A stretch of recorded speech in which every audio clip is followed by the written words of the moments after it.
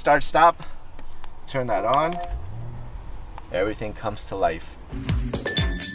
We finally got our hands on it, the brand new, redesigned Range Rover Autobiography. Check it out.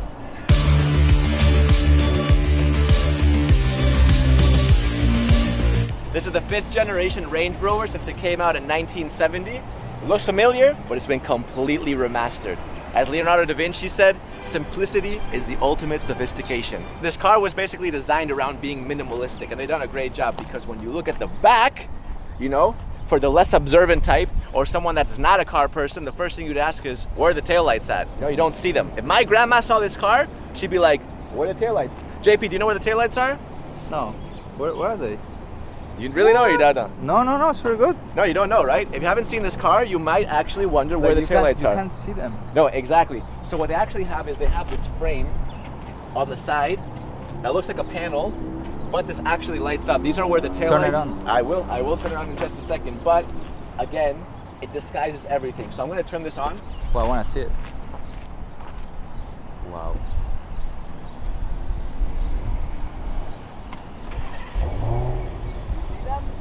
So these lights right here are actually pointed inwards and they bounce out. So they actually have little reflectors in there that bounce the light outwards, and these are the strongest tail lights in the car industry because it needs to fight through that super thick black layer. JP, I want to show you the emergency lights. Wow. So again, yeah, there they are right there on either side.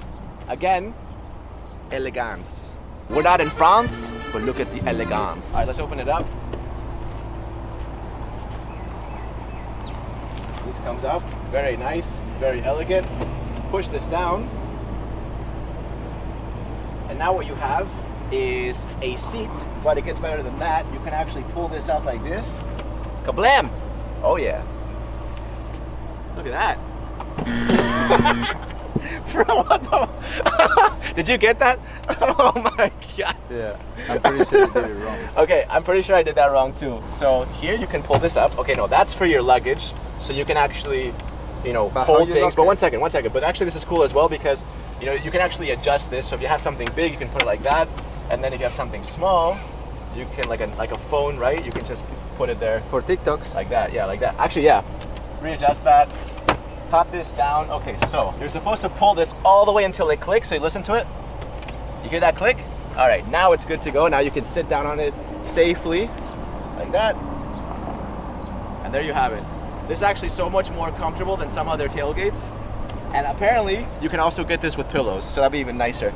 And we'll put this back down by just doing this. Click, click, click, click. This comes down. And that before wasn't clicked in. That is why I tragically fell backwards. These are 23-inch rims, by the way. They start at 20 inches, they go up to 23. And this car actually comes with automatic electric suspension to kind of help you with turns and curves. And also, like, you know, when you're driving extra fast, the car will dig down a little bit lower, make it a bit more sturdy, a bit more aerodynamic when you're going at a high speed. At this point, this is an iconic part of a Range Rover. When you go to the side, this is the only time that you're gonna see the word Autobiography on the exterior, right? And once again, this little guy on the side has been blended in perfectly, blended in seamlessly. And you have this kind of indented coach line going all the way to the back. All right, let's go to the front. So the front is super recognizable. It's just been cleaned up. I am not huge on the front. I like more aggressive cars, but I understand that there's a market for luxury, beautiful, elegant cars. This looks very elegant. If you think that the outside is cool, the best part of this car is on the inside. Let's jump in. So we'll get to the front in a second, but I want to show you something cool. All right, check out the back. I'll go to the other side. All right, so a lot of people will be riding in the back, and the inside is super nice. I mean, it's spacious in here. You got these aluminum details everywhere, and this leather is very, very soft, very nice to touch. Also, this middle seat right here, all you gotta do is press that little button right there. You see that button? And it automatically comes down. That's pretty fancy. Takes its time though, a little bit, but hopefully not in a rush. And this has to be one of the nicest armrests that I have ever seen inside of a car in my life.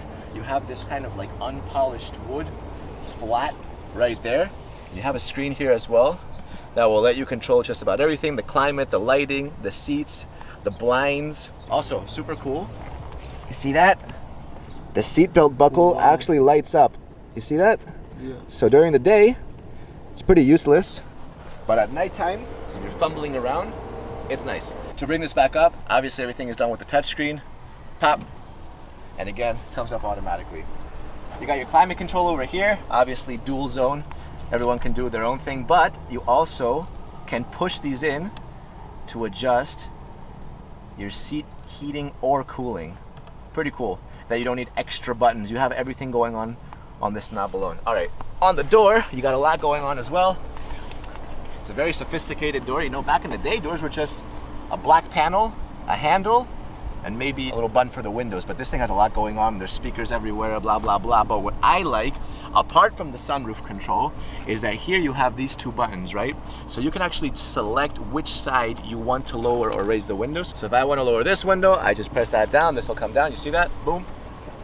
And if I want to do that window, I can actually do it from this side as well, like that.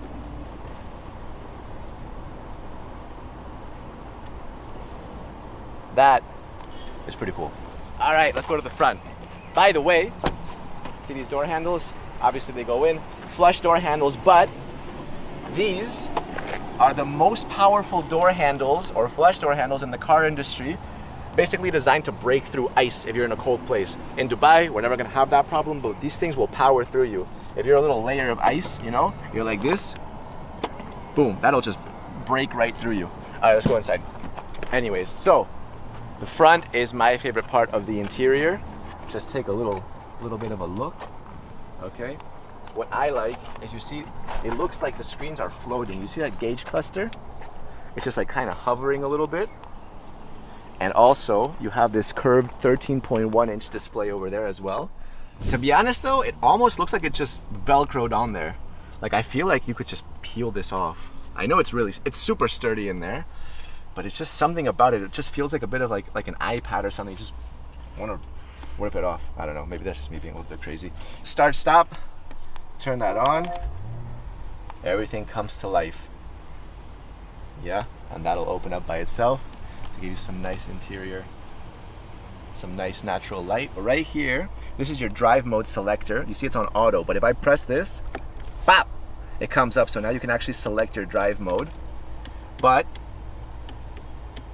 you know, you see, grass, gravel, snow, mud ruts, sand, blah, blah, blah, rock crawl. By the way, there's this wade mode. And what wade mode does is it lets you drive on water. You get up to 35 inches of clearance on water when you're driving this thing on wade mode. Pretty cool. Anyways, if I press this again, it just goes right back to auto and it stays there. Yeah, of course you can open it. You can just push that like that. I think there's got to be a more elegant way of doing this. Nope. Okay, I'll just pop that like that. iPhone holder, wireless charging, and over here as well, you can just peel that back. Oh, my car key, I would have never found this. I totally forgot that was there. Bring that back. Damn, you know? Whew, whew. Okay, anyways, to pull that back, you just press this like that, press this like that. And what did I see here? What is this? What is, oh! Wait, I did not know that that compartment existed. You have a double compartment. Pop, pop, that's pretty cool. The entire interior is covered in this super soft leather. The entire interior, I mean the top, even these handles right here, this is soft leather. Feels very nice.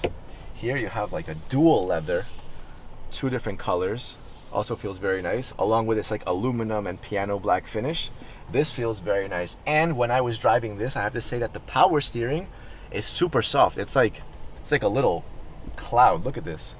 I mean, this is, I wish you guys could feel this. The gear selector right here has a bit of like a hard leather grip on it. Just to change, just flick that around like this, blah, blah, blah.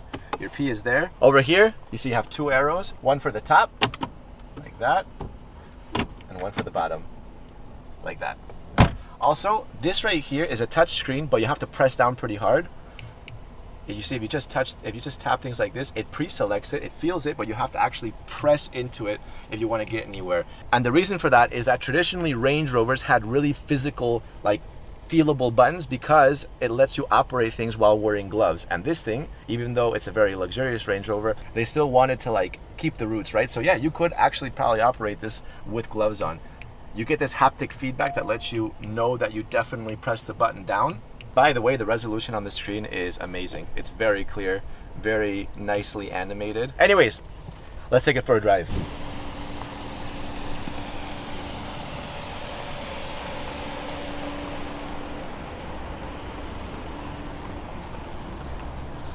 Driving this thing is like driving on a cloud. I mean, it's just so soft. It just feels like, you know, you're literally flying. You don't feel any of the bumps, even going over some speed bumps at a normal speed, right? It doesn't even feel like you're going over anything. So engine-wise, this thing goes up to a 4.4-liter twin-turbo V8 that produces 523 horsepower that they got off BMW. This is actually the same engine that I have in my BMW X6. What do you guys think? Let me know. Don't forget to like and subscribe to our channel. I'll see you guys next time.